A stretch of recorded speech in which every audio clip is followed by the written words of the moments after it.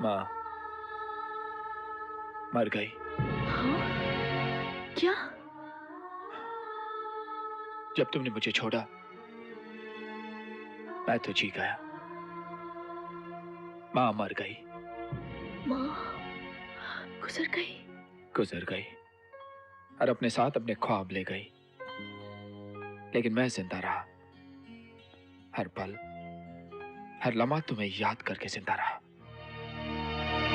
जानती हो अंजलि, जब तुम मुझे छोड़कर चली गई थी मेरी जेब में 50 पैसे नहीं थे, लेकिन आज मेरे पास 500 करोड़ रुपए हैं। 500 करोड़। जानती हो 50 से 500 करोड़ का सफर मैंने कैसे तय किया होगा?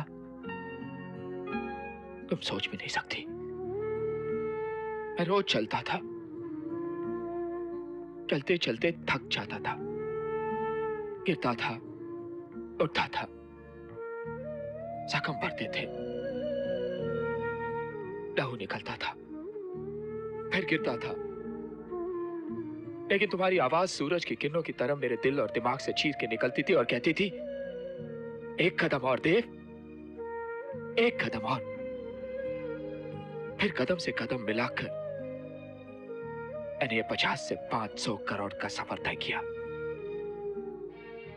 लेकिन एक बात कहूं अंजलि, इन सब का कोई मोल नहीं। ये सब बकवास है,